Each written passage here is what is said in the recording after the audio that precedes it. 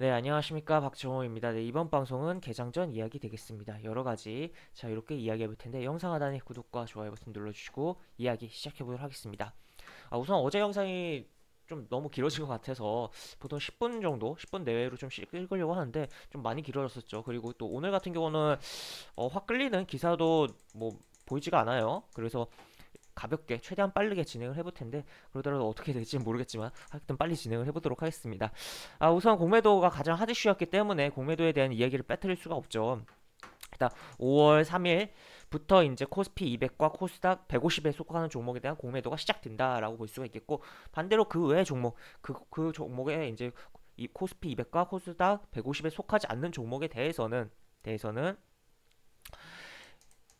무기한 일정 뭐 잡힌 거 없이 공매도 제한 기간이 연장되었다, 금지 기간이 연장되었다라고 보실 수가 있을 것 같습니다. 그래서 그렇다면 이 공매도가 이제 그렇다면 어쨌든 5월 3일부터는 이제 뭐 일부 종목에 대해서는 시작이 되는 건데, 그렇다면 이것을 어떻게 받아들여야 될까라고 봤을 때는 일단 뭐 그 해당되는 대상이 되는 종목에 대해서는 주심을 좀 해야 되고, 특히나 외국인과 기관, 물론 최근 장세가 결국에 대형주 위주로 끌어올린 장세이기 때문에 당연히 뭐 대형주는 어차피 외국인 기관 관리하는 거기 때문에 외국인 기관이 들러붙어서 움직이는 부분이 있긴 한데, 그 중에서 또 유독 막 외국인 기관이 매수를 많이 하면서 끌어올린 종목에 대해서 특히나 조심을 해야 될 필요가 있다. 어떻게 하냐? 외국인 기관들이 이제 차익 실현할 물량도 이미 충분히 갖고 있는 상태에서 공매도로 매도를 때리면서, 이게 공매도가 업팅로에 의해서 이제 시장가 매도는 안 되거든요. 그래서 이제 호가가 있으면 현재가가 있고, 이제 여기 매도 호가가 있고 매수 호가가 있으면 매도 호가에 걸어놓고 매도를 해야 됩니다. 공매도는 이게 이렇게 되는데, 근데 여기서 이제 매도 호가에 걸어놓고 이제 이게 다 체결된 다음에 만약에 외국인의 기관이 기존 물량 들고 있던 물량을 공매도 이제 따로 이렇게 있고 계좌가 따로 있다고 하고 이런 식으로 따로 이렇게 세팅이 돼 있다고 했을 때 요 물량을 투척을 합니다. 투척을 하면 어떻게 되냐? 결국엔 이 공매도 물량 다 체결된 상태에서 본인들 기존의 물량, 차익 실현 물량을 던지니까 주가 당연히 빠지면서 요거는 이제 차익 실현이 나가는 거고, 이 공매도 걸려서 체결됐던 매도 전량이 체결해서 개인이 물량을 가져갔던 물량이 있어서는 이미 체결되고, 이게 주가가 빠지니까 수익률이 또 늘어나는 그런 현상이 발생할 수 있겠다라고 볼 수가 있겠고, 그래서 이중적으로 수익을 낼 수 있는 구조가 될 수도 있다라고 조심을 되겠고, 그렇기 때문에 그러한 종목들에 대해서는 좀 우리가 유의를 할 필요성이 있고, 특히나 최근에 대형주들 잘 간다고 뭐 추격 매수해서 좀 단기적으로 물려 계신 분들은 단기 고점이라고 할 수 있는 부분에 이제 추후에 뭐 추가로 더 움직일 가능성도 있기 때문에 단기 고점이라고 표현을 하긴 하지만, 그게 단기 고점이 아니라 진짜 고점이 될 위험도 있거든요. 그렇기 때문에 그러한 부분도 생각을 하면서 좀 조심을 해야겠다라는 의견 드리도록 하겠고, 특히나 뭐 정말 대응이 어렵다면 20일 이동평균선 깨진 대형주들, 여기 코스피 200, 코스닥 150에 속하면서 20일 이동평균선 및 뭐 그 밑에 있는 뭐 60일 이동평균선 깨지는 상황이 발생이 된다면 특히나 리스크 관리를 위험 관리를 해야겠다라고 볼 수가 있을 것 같습니다. 그렇게 보실 수가 있겠고, 그리고 이게 이제 시장적으로 봤을 때는 어떻게 되냐면, 이제 공매도가 어쨌든 제가 뭐 개장 전 이야기에서 여러 번 이야기해드린 것 같아요. 공매도가 뭐 시행이 되면 시장이 어쨌든 어느 정도 적응 기간이 작용을 하면서 뭐 1, 2개월 뭐 횡보할 수 있는 부분이 있거든요. 과거 사례도 그렇고. 그렇기 때문에 물론 지금 유동성이란 특수성이 있기 때문에 조금 뭐 다를 수도 있긴 하지만, 그리고 글로벌 상황들에 있어서 뭐 지수가 공매도 제기했는데도 지수가 올라간 경우 케이스들도 있지만, 우리는 그러한 글로벌보다 한 템포 늦게 공매도 재개를 하는 부분이다 보니까 어떻게 될지 모르겠고, 횡보 걸릴 가능성을 조금은 높게 봐야 되지 않을까 싶은데, 그러한 과정 속에서 지수가 횡보하거나 뭐 살짝 빠졌다가 왔다 갔다 하는 과정이 발생하는 과정 속에서 이제 대형주들에 대해서는 이제 공매도가 대해서 좀 뭐 꺾이고, 이런 매수가 들어왔던 수급이 이거에 대해서 뭐 손실이 나더 차익 실현이 나가던 뭐 그런 과정이 발생하고, 그 돈이 결국 어디로 갈 것이냐라고 봤을 때 중형주 소형주로 움직일 것이다라고도 볼 수가 있겠죠. 그래서 제가 여러 번 이제 대형주에만 계좌 포트가 돼 있다면 일부는 좀 중소형주로, 특히나 중형주로 조금은 비중을 늘려야 된다라는 것도 몇 번 언급을 했었었는데, 그러한 부분이 본격화될 수 있다라는 것도 볼 수가 있을 것 같습니다. 그래서 대형주로만 계좌가 구성돼 있다면 조금은 이제 포트에 뭔가 변화를 줘야 될 시기가 요 공매도 금지에 대한 요 5월 3일 요거에 대한 이슈가 어떻게 보면 확정이 되면서 발생을 했다라고도 표현할 수가 있을 것 같습니다. 그래서 하여튼 계좌에 너무 대형주만 이렇게 꽈떡꽈떡 들어있으신 분들은 조금 밸런스를 맞춰주는 과정을 진행하시기 바란다라고 의견을 드리도록 하겠고, 이게 너무 길어졌네요. 다음 영상 보면, 다음 화면 보면, 그래서 코스피 200, 코스닥 150에 속하는 종목 무엇이냐라고 봤을 때는 요 페이지 이 거래소가 운영하는 사이트거든요. 요 페이지에 재미난 게 많아요. 여기 통계 보면 공매도에 대한 내용도 나오고, 그리고 여기 이제 보시면 지수 구성 종목 요거 체크해서 요거 보면 여기 구성 종목 요거 코스피 200 싹 나옵니다. 본인 종목이 여기 해당한지 혹시 몰랐을 수도 있잖아요. 그렇게 체크해 보시고 여기서 이제 코스닥 150으로 바꿔서도 체크 한번 해보시고 해당 종목이 최근에 어떠한 움직임이 나왔었는지도, 만약에 물론 공매도 지금 최근에 뭐 그렇게 움직임이 별로 없었다면 공매도가 시행되더라도 공매도로 인한 압력은 다소 덜할 수가 있거든요. 그렇지만 만약에 최근에 많이 올랐다면 오히려 그거에 대해서 이제 뭐 경계를 조금 해야 될 필요성은 있지 않나라고 볼 수가 있겠죠. 그렇게 해서 그렇게 보시면 될 것 같습니다. 그리고 보시면 이제 백수 청년들 주식 말고도 이런 식으로 내용이 나오고 있죠. 그러니까 B2및 뭐 이런 식의 뭐 추가적인 영끌 뭐 이런 식으로 진행이 되는 거가 있는데, 특히나 이제 어떻게 보면 이런 뭐 특히나 뭐 B2 같은 경우는 아무래도 이자가 들어가는 부분이잖아요. 뭐 그렇기 때문에 그런 이자로 인해서도 어떻게 보면 이제 대형주가 잘 가니까 대형주 건드리다가 대형주가 좀 뭐 지지부진하고 답답한 흐름이 나오면 그 자금이 결국 어디가 가겠냐, 중소형주로 이동할 수 있다라는 거 체크해 볼 수 있을 것 같습니다. 그리고 이거는 어제 좀 나왔던 기사인데 지금 신용대출 잔고가 역대 최고다라는 거 한번 볼 수가 있겠고, 그 다음에 이제 현대차, 기아차, 미국서 쾌속 지수 라이벌 일본 잡는다라는데, 사실 지금 자동차 산업 적으로 보면은 일본이 지금 뭐 자동차가 우리랑 굉장히 경쟁 관계에 있다라고도 볼 수가 있고, 도요타 자동차 굉장히 뭐 잘 나가는 부분도 있고 글로벌 시장에서 그런 부분도 있긴 한데, 사실 자동차 산업을 뭐 큰 관점에서 좀 보면 지금 결국에는 자동차 산업이 이제 내연 기관을 탈피해서 전기차 수소로 가고 있는 거잖아요. 뭐 자율주행은 그 안에 다 들어가려고 하는 거고, 그리고 추가로 이제 플라잉카에 대한 부분도 부각되고 있는 부분인데, 일본은 약간 컨셉을 잘못 잡았다라는 걸 좀 이야기해 볼 수가 있을 것 같아요. 이게 일본 같은 경우는 이제 어떻게 보면 하이브리드 차를 경유해서 전기차로 이렇게 넘어가는 어느 정도 이게 시점이 있을 거다라고 이 자동차 판매 회사들, 자동차 회사들이 판단하고 하이브리드 차에 굉장히 집중을 많이 했다라고 볼 수가 있거든요.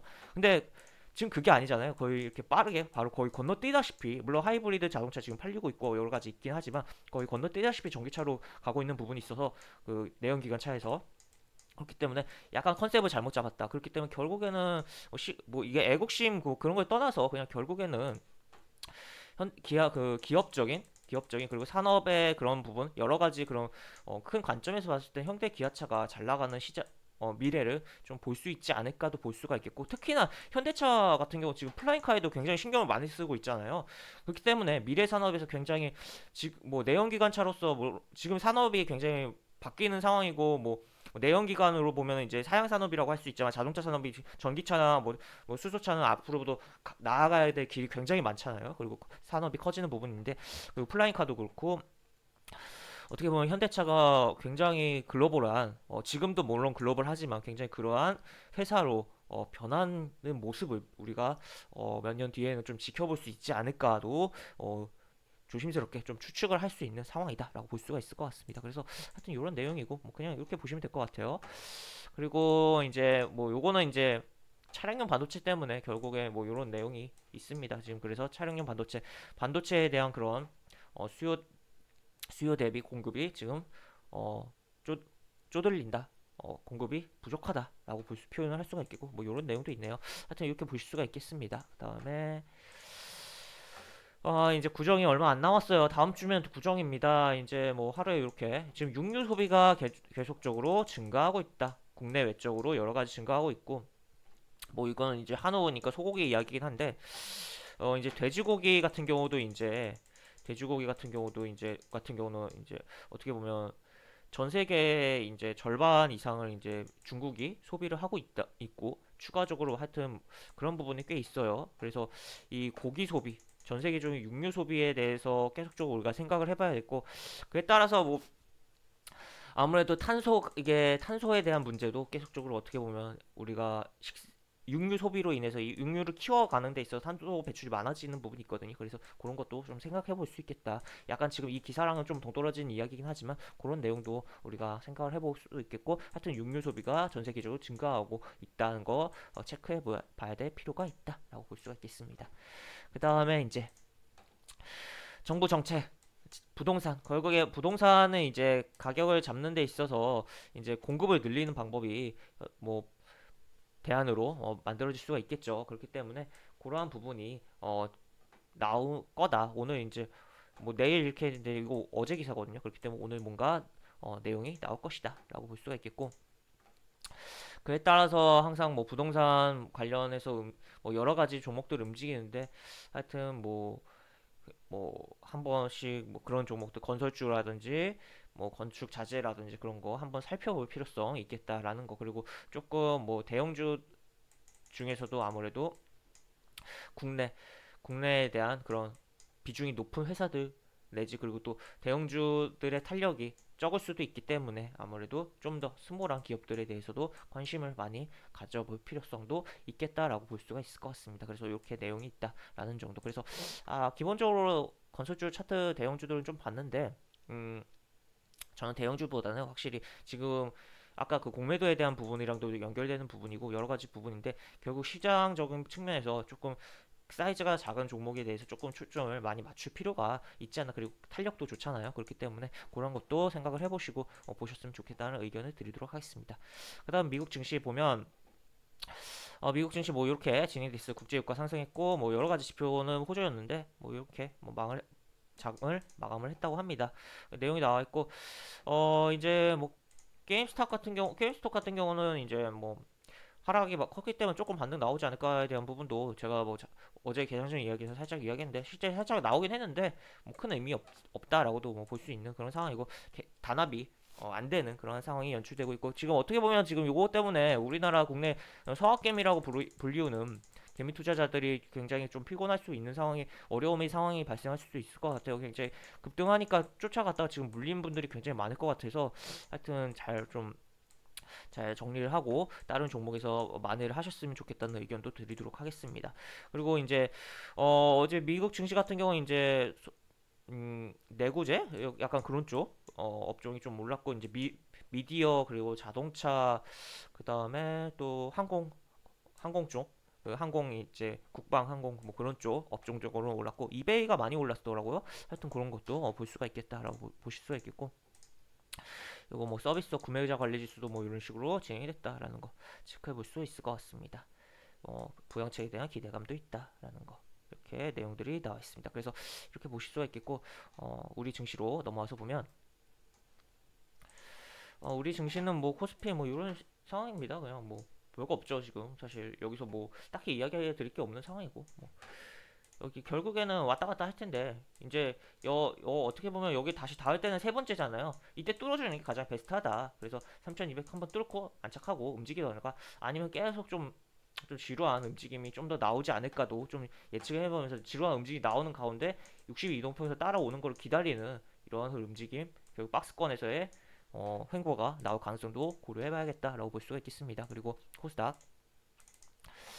코스닥은 느낌이 많이 다른데, 약간 특정 종목에 너무 좀 영향력이 많이 크죠. 물론 코스피도 그렇긴 하지만 영향력이 크기 때문에 일단 지수적으로는 사실 여기서 이제 뭐 해당 그 특정 종목을 봤을 때는 밀릴 가능성도 꽤 있다고 봐요. 밀릴 가능성도 꽤 있다고 보는데, 어쨌든 지수적으로는 어쨌든 이제는 이제 20일 이동평에서 회복하고 안착하는지를 좀 지켜봐야겠고, 결국에 이제 1000포인트 990일 1000포인트 돌파하고 지지하는지 봐야 되는 상황이고, 지수 자체가 뭐 그냥 지지부진하고 뭐 이런 식으로 조금 캔들 사이즈 작은 캔들들 이런 식으로 나오더라도 체감 자체는 물론 대형주 쪽은 조금 안 좋아할 수도 있다고 보거든요. 이제 약간 뭐 공매도 그런 부분에 대한 심리적 영향도 있고 하지만 차트적인 부분에 있어서도 그렇지만 근데 중소형주에 있어서는 굉장히 괜찮은 종목들이 많이 보여요. 그래서 그런 부분도 생각을 해볼 필요가 있다. 그래서 결론은 뭐냐? 결론은 뭐냐? 결론은 오늘 뭐 결론은 항상 뭐 이야기해드린 부분이 있죠. 결국에는